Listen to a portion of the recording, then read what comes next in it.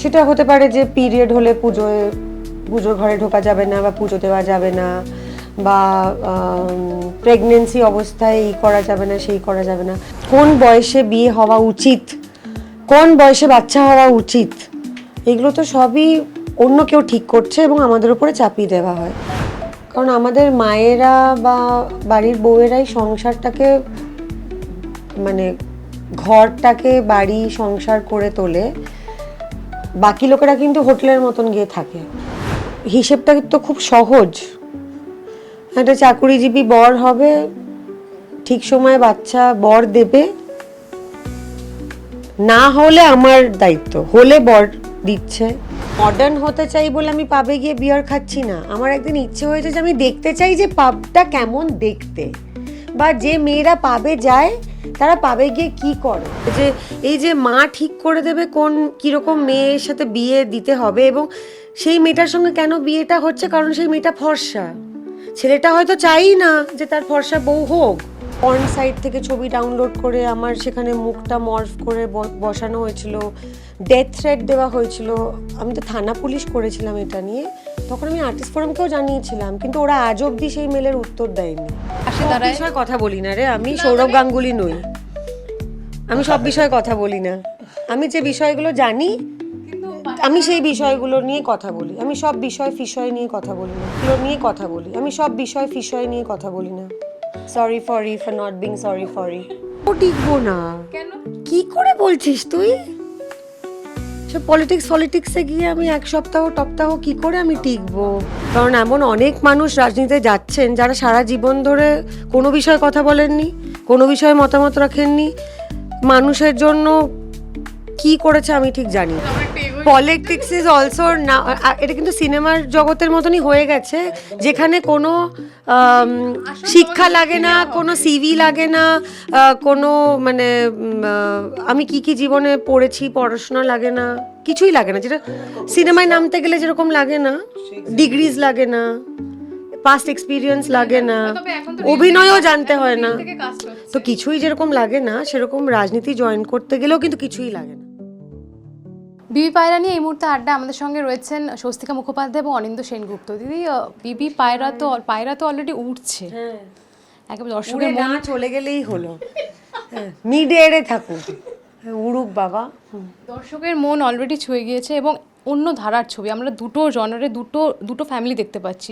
একটু যদি বলো যে এই যে দুটো মহিলার দু রকমের যাপন, সেখান থেকে দাঁড়িয়ে এই একটা কথা আছে যে বাড়ির বউ পাবে যাচ্ছে, এই যে একটা স্টিরিওটাইপ মেন্টালিটি, এইটা আজকের দিনে দাঁড়িয়ে কি বলবে?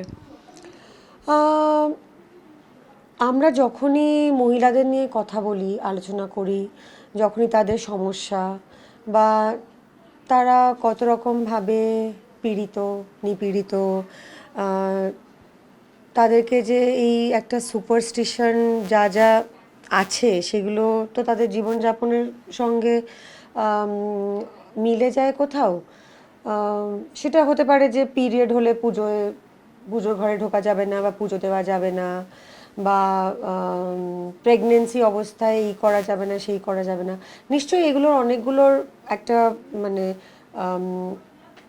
হাইজিনের সঙ্গে যুক্ত, বা তখন যে একটু বেশি কেয়ারে থাকতে হয় তার সঙ্গে যুক্ত, কিন্তু অনেক অনেক ট্যাবুজও আছে। হ্যাঁ, মন্দিরে ঢোকা যাবে না, অপবিত্র, মানে অনেক অনেক রকম কিছু আছে।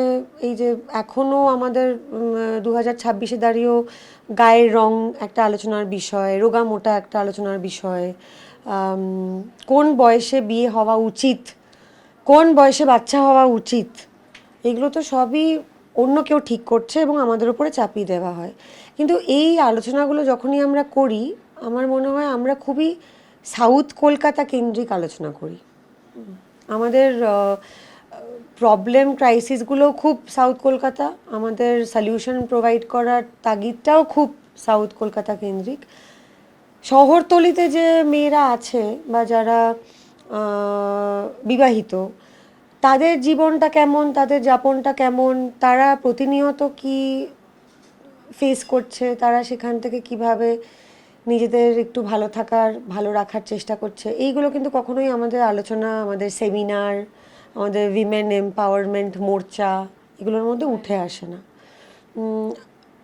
আমি অর্জুনেরই একটা ছবি করেছিলাম, শ্রীমতী, এবং আমি সেটা নিয়ে কথা বলার সময় বলেছিলাম যে এই যে মহিলাদের নিয়ে যত রকম ইভেন্ট বা আলোচনা কিছু হয়, সেখানে কিন্তু কখনোই হাউসওয়াইফদের আমরা ইনক্লুড করি না। We are always talking about working women. হাউসওয়াইফস আর অলসো ওয়ার্কিং, তারা বাড়িতে কাজ করছে। Important part. হ্যাঁ, কিন্তু সেটা একটা থ্যাঙ্কলেস জব। সেখানে না মাইনে আছে, না প্রভিডেন্ট ফান্ড আছে, না গ্র্যাচুইটি আছে, না পিপিএফ আছে, না দিনের শেষে বলা যে আমি গ্রেটফুল তুমি আমার জন্য এটা করে রেখেছো। কারণ আমাদের মায়েরা বা বাড়ির বউয়েরাই সংসারটাকে, মানে ঘরটাকে বাড়ি সংসার করে তোলে। বাকি লোকেরা কিন্তু হোটেলের মতন গিয়ে থাকে, সবটা হয়ে থাকে, they just walk into that space. So Bibi Payra এমন একটা ছবি যেটা এই শহরতলির যে মহিলারা, যারা লোয়ার ইনকাম গ্রুপে বিলং করে, যারা নিম্ন মধ্যবিত্ত, তাদের গল্প বলছে। কারণ বেশিরভাগ মহিলাদের জীবনে হিসেবটা তো খুব সহজ। একটা চাকুরিজীবী বর হবে, ঠিক সময়ে বাচ্চা বর দেবে, না হলে আমার দায়িত্ব, হলে বর দিচ্ছে, এবং পুরোটাই মহিলাদের দোষ। এবং যেটা হবে না সেটা মহিলাদের ফেলিয়ার। সেটা মানে একদিন ডালে নুন কম হতে পারে, বাচ্চা না হতে পারে, ফ্রিজ খারাপ হয়ে যেতে পারে।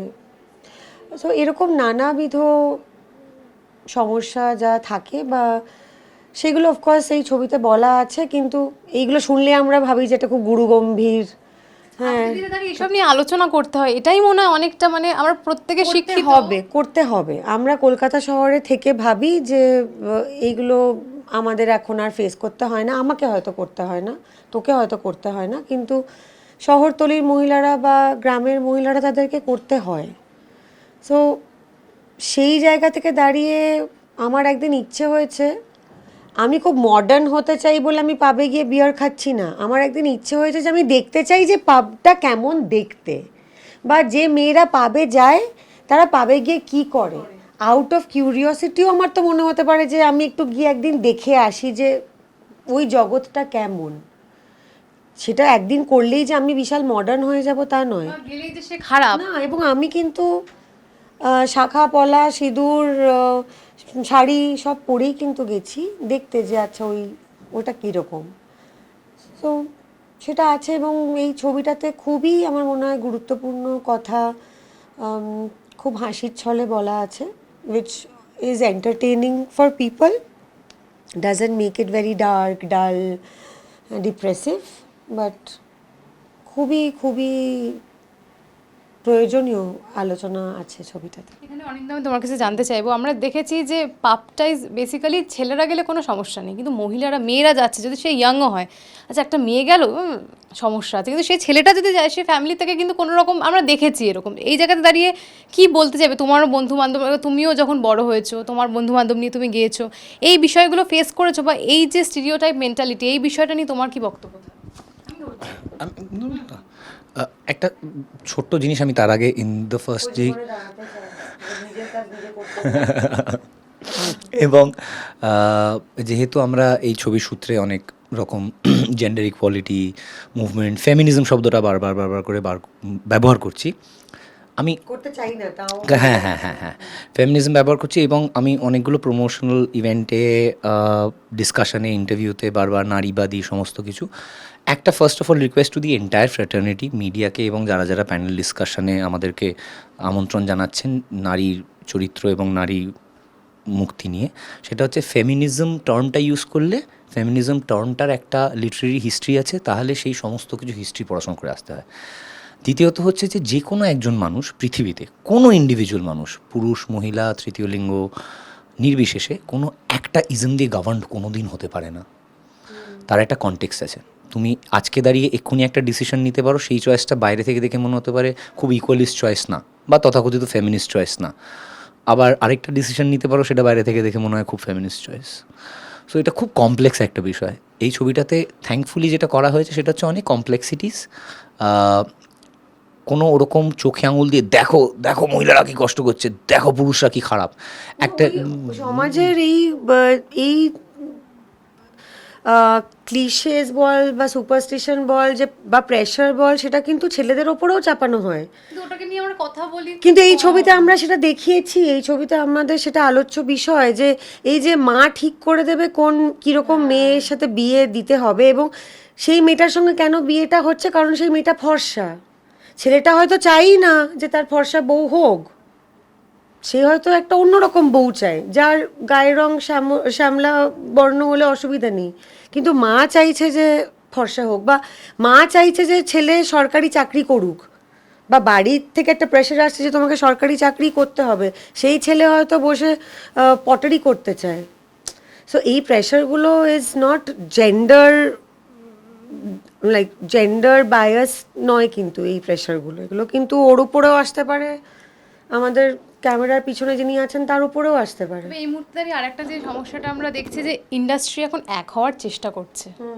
কারণ রাহুল অরুণোদয় বন্দ্যোপাধ্যায় মারা গিয়েছেন, সেখানেও প্রশ্ন উঠছে কেন হিরোইন তো, তাই মেয়েটাকে আগে বাঁচানো হয়েছে, ছেলেটার দিকে নজর দেওয়া হয়নি। এখানেও যে একটা বিষয় যে হিরোইনকে বাঁচানো, ছেলেটার দিকে তাকানো হলো না, হিরো তো ভেসে গেল। তবে এখান থেকে আবার একটা বিষয় যে টলিউড এখন এক, তোমরাও নিশ্চয়ই বহু ফেস করেছো দুজনেই, যে যে সময় শুটিং করতে গিয়ে অনেক রকমের সমস্যার মুখোমুখি হয়েছে, কিন্তু তোমরা বলোনি। কারণ এই মুহূর্তে এইটাও যখন আমরা প্রশ্ন করছি, আর্টিস্টরা বলছেন বলেছি জাস্ট মিডিয়াকে ডেকে বলিনি, ডিফারেন্সটা ওটাই হয়েছে। বলেছি প্রোডাকশনের সঙ্গে ঝামেলা হয়েছে, প্রডিউসারের সঙ্গে ঝামেলা হয়েছে, মিডিয়াকে ডেকে জানাইনি। বা যখন মনে হয়েছে যে না, আমি তো ইনফ্যাক্ট আর্টিস্ট ফোরামকেও জানিয়েছিলাম শিবপুরের সময়, যখন অত প্রবলেম হয়েছিল যে আমার পর্ন সাইট থেকে ছবি ডাউনলোড করে আমার সেখানে মুখটা মর্ফ করে বসানো হয়েছিল, ডেথ থ্রেট দেওয়া হয়েছিল, আমি তো থানা পুলিশ করেছিলাম এটা নিয়ে, তখন আমি আর্টিস্ট ফোরামকেও জানিয়েছিলাম, কিন্তু ওরা আজ অবধি সেই মেলের উত্তর দেয়নি। কিন্তু আমি মিডিয়া ডেকে কথাটা বলিনি, আমি নিজে যেটা পেরেছি আমার লয়ারদের দিয়ে, IMPA actually help me a lot, আমি তখন ইম্পাতে প্রায় 5 বার 6 বার গেছিলাম, সো সেটা আমি আমার মতো করে চেষ্টা করেছিলাম হ্যান্ডেল করতে। এখন যেটা হচ্ছে যে যার যাই কিছু বক্তব্য হোক না কেন, আমার অনিন্দর সঙ্গে ধরো আমি আজকে একটা কথা বললাম যে শোন আমরা কিন্তু নেক্সট সপ্তাহে কিন্তু আমরা একদিন বসছি, এটা ধরো ওর সাথে আমার একটা ক্যাজুয়াল কথা হলো, এবার আমি কালকে বা পরশু ওটা ওকে ট্যাগ করে ফেসবুকে দিয়ে দিলাম যে ভাই সামনের সপ্তাহে কিন্তু মনে রাখিস। প্রতিবাদ হোক এখন ফেসবুকে, কাজে নয়। No, I am just saying that একটা কর্পোরেট অফিসে বা একটা যে কোনো কাজের জায়গায় যখন একটা কোনো বোর্ড মিটিং হয় বা যা কিছু হয়, তারা তো ওটা লাইভ টেলিকাস্ট করে না। বা একটা কোনো মিনিস্ট্রি মহলে যখন তাদের নিজস্ব মিটিং হয়, সেগুলো কি লোকেরা লাইভ টেলিকাস্ট করে, নাকি সমস্ত মিডিয়াকে ডেকে সেই মিটিংয়ের একটা মানে অংশ বানানো হয়? আমাদের এখন এখানে আমরা যাই করছি না কেন, আমরা যাই কি না যাই তোমাদেরকে আগে খবর দিয়ে দেওয়া হচ্ছে, which I find is absolutely ridiculous. কারণ আমাদের কাজের প্রসেস, আমাদের যে এত কোটি কোটি গিল্ড, তাদের যে এত আরও 1 কোটি নিয়ম, বা আমাদের শুটিং কিভাবে হয়, ডিস্ট্রিবিউশন কিভাবে হয়, এর অর্ধেক কিছু আমি নিজেই জানি না। আমার 26 বছর হয়ে গেছে আমি কাজ করছি। এবার এই সমস্ত তথ্য তাদের ডিটেল যে সাধারণ মানুষের কাছে পৌঁছচ্ছে তোমাদের থ্রু দিয়ে, তারা তো জানে না, এগুলো খায় না মাথায় দেয়। ইট ইজ বাড়ির গল্প আর বাড়িতে নেই, information provided to people who don't know what to do with it. So I just don't find any meaning in it. সেখান থেকে এটা আসছে যে পাওয়ার হোল্ডার যারা, তারাই সবচেয়ে বেশি মানে এই মুহূর্তে লাভবান, কারণ তারা যেটা চাইছে সেটা করতে পারছে। যাদের কাছে সেই পাওয়ারটা নেই, তারা হয়তো সমস্ত বিষয়ে কথা বললেও সেই হেল্পটা পাচ্ছে না। কি মনে হয় তোমার এই কারণেই কি এই মুহূর্তে আর্টিস্টরা শুধু আর আর্টিস্ট নেই, তারা রাজনৈতিক ময়দানেও নামছে বা অন্যান্য অনেক ফিল্ডে তাদের দেখা যাচ্ছে?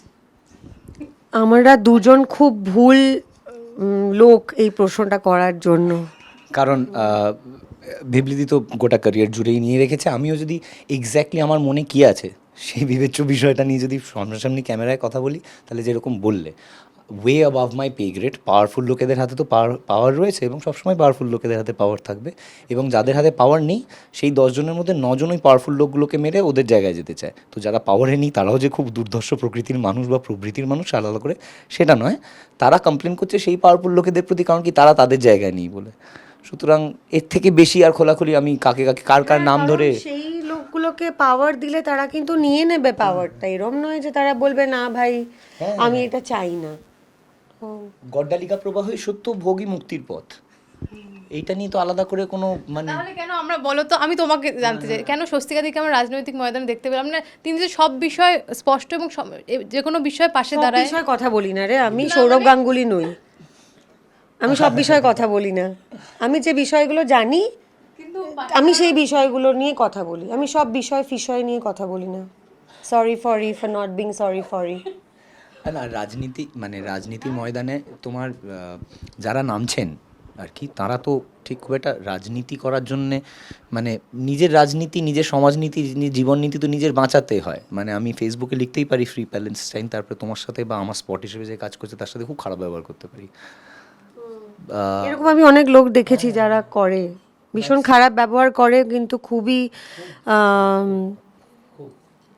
খুবই বড় বড় মানে ইনফ্যাক্ট আমি মানে হিউম্যানিটির কথা বলে। মানে অনেক বয়স হয়ে গেছে, উনি আর খুব একটা আমার ক্ষতি করতে পারবেন না, বাট সারা রাত জ্বলেছে নিবিড় বা জানি না কেন বিচার হলে গান হয় না শুনানি যিনি লিখেছেন, তিনি কি খুব ভব্য বা ভদ্র ব্যবহার করেন? তোমাদের সাথেও করেন না তো?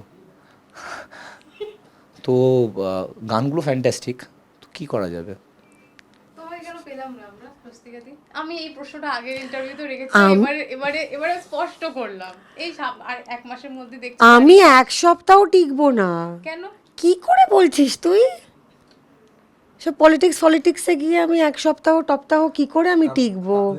তুমি সব সত্য ফাঁস করে দেবে। না সত্য ফাঁস করার নয়, মানে মানুষ তো হ্যাঁ আমি তো জানিও না। আর তাছাড়া I think you really need to be diplomatic.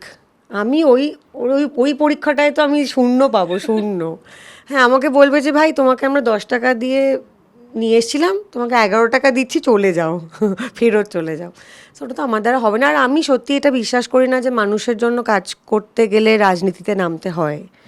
কারণ এমন অনেক মানুষ রাজনীতিতে যাচ্ছেন যারা সারা জীবন ধরে কোনো বিষয়ে কথা বলেননি, কোনো বিষয়ে মতামত রাখেননি, মানুষের জন্য কি করেছে আমি ঠিক জানি না, মানে নিভৃতে করেছে কিনা আমি জানি না, কিন্তু আমরা তো অনেকগুলো খুব খারাপ সিচুয়েশনের মধ্যে দিয়ে গেছি। আমাদের জীবনে কোভিড এসছে, হ্যাঁ আমাদের জীবনে একটা আরজিকর হয়েছে, অনেক বছর আগে একটা হোক কলরব হয়েছিল।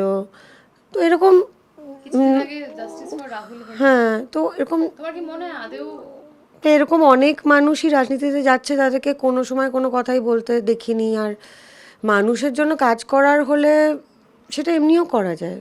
আমার যতটুকুনি ক্ষমতা আমি তার মধ্যেই চেষ্টা করব, যতটুকু কাজ আমি করতে পারি। আর সমাজে তো শুধু মানুষরা নেই, জন্তু জানোয়াররাও আছে, কুকুর বেড়ালরাও আছে।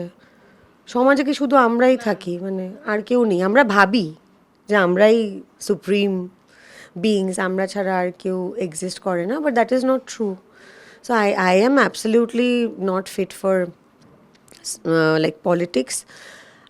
আমি সারা জীবন সিভিক্সে ফেল করেছি, আমি রাজ্যসভার লোকসভায় গুলিয়ে ফেলি, আমি কি করে ওখানে টিকবো বল? রাজ্যসভা লোকসভা গুলিয়ে ফেললেও দ্যাট ইজ তো আজকাল আর that is not the qualification needed to go to Rajya Sabha Lok Sabha. So anyways আমরা একটু এগোই। পলিটিক্স ইজ অলসো না, এটা কিন্তু সিনেমার জগতের মতনই হয়ে গেছে, যেখানে কোনো শিক্ষা লাগে না, কোনো সিভি লাগে না, কোনো মানে আমি কি জীবনে পড়েছি পড়াশোনা লাগে না, কিছুই লাগে না, যেটা সিনেমায় নামতে গেলে যেরকম লাগে না, ডিগ্রিজ লাগে না, পাস্ট এক্সপিরিয়েন্স লাগে না, তবে এখন তো অভিনয়ও জানতে হয় না, থেকে কাস্ট হচ্ছে। তো কিছুই যেরকম লাগে না সেরকম রাজনীতি জয়েন করতে গেলেও কিন্তু কিছুই লাগে না। বুদ্ধি লাগে, ভালো কথা বলতে পারতে হয়, সেটাও লাগছে না এখন না। আর এই মুহূর্তে যে ব্যান কালচার নিয়ে যে এত কথা উঠছে, যে ব্যান কালচার আমি হইনি এখনো, আমি এটুকুই বলতে পারি। তুই কি আজকের পরে হতে পারি যদি এটা প্রকাশ করো, দেখা যাক কতদিনের জন্য। এই যে ব্যান কালচার নিয়ে এত কথা চলছে, সেটা কি বলতে চাইবে যে ব্যান কালচারটাকে মুছে দেওয়া? কিছু বলতে চাই না, আমি হইনি এখনো, আমি হইনি, এইটুকুই আমি বলতে পারি। বাবা আমরা এতক্ষণ ধরে বকছি। আচ্ছা, একদম আমাদের শেষ করতেই হবে। আর যেটা নিয়ে কথা হচ্ছিল বিবি পায়রা, এই মুহূর্তে আমরা দেখছি দর্শক হলে যাচ্ছে না, তবে এই ছবিটার জন্য একটা প্রশ্ন করেছিলি বিবি পায়রা নিয়ে? হ্যাঁ হ্যাঁ শুরুতেই করেছি তবে তবে হ্যাঁ, তবে বিবি পায়রা নিয়ে যেটা প্রত্যেকের দাবি যে এরকম একটা সময় রিলিজ, সেখান থেকে এত দর্শক হলমুখী হয়েছেন। তবে দর্শক কি হলমুখী হচ্ছেন টলিউডে, বাংলা ইন্ডাস্ট্রি? আমাদের ছবিটা তো মানুষে দেখছে। আমার কাছে ওইটুকু খবর এসছে যেটা আমি খুবই আনন্দিত। আমরা সবসময় চাই একটা নতুন কাজ এলে যাতে বেশি সংখ্যক মানুষ যেন সেটা দেখতে পায়। এবং Nandi movies is trying you know their best to promoted, মানুষের কাছে যাতে খবরটা পৌঁছয়। এবং আমাদের অনেক সিনিয়ররা কালকে মানে একত্রিত হয়ে দেখতে গেছিলেন। সুদীপা দি আমায় ফোন করেছিলেন, সুদীপা বসু, মিঠু বৌদি অ্যাজ এন মিঠু চক্রবর্তী, সব্যসাচী চক্রবর্তীর স্ত্রী, ওনারা সব একসঙ্গে দেখতে গেছিলেন, যেটা খুবই রেয়ার। মানে খুব একটা যে ওরা দেখতে যায় এবং ফোন করে বলে তা নয়। অনেক মানুষ দেখছেন ছবিটা, একটা ভালো বাজ আছে। সো ইয়া আই মিন আরও আমরা এখনও আছি। হিন্দি ছবি এলেই আমাদের শোটো কমে যায়, সেটা এখনও আমরা টিকে থাকতে পেরেছি। ছবিটা যদি আরও কদিন চলে, মানুষ যদি এসে দেখে, then will be very happy. আমারও সেম। যদি অক্ষয় কুমার আর আম একসঙ্গে ভালো না লাগে কম্বিনেশন, তাহলে বাংলা ছবিটা এসে বেশি দেখুন, তাহলে আরও বেশি আমরা হল শোজ পেয়ে যাবো। আমি তোমার সাথে আর ইন্টারভিউতে বসবো না, আমি এত কথা বলে ফেলছি। শেষ করতেই হবে এবার, কারণ আমাদের আড্ডা হবে, আরো অনেক প্রশ্ন ছিল তবে করতে পারলাম না। ঠিক আছে, পরের বার নেক্সট টাইম করবো। এরকম আরো সাক্ষাৎকার দেখার জন্য চোখ রাখুন কেটিভি বাংলার পর্দায়। প্রমোশনে এসে বলবো বিবি পায়রাতে আমরা কাজ করেছিলাম একসাথে, সেই জন্য আমরা একসঙ্গে চলে এসেছি, কিন্তু এটা অন্য ছবি। শেষ করছি। এরকম আরো সাক্ষাৎকার দেখতে হলে চোখ রাখুন কেটিভি বাংলার পর্দায়। ক্যামেরায় স্বপন রায়ের সঙ্গে Anushka, KTV Bangla, Kolkata. Thank you.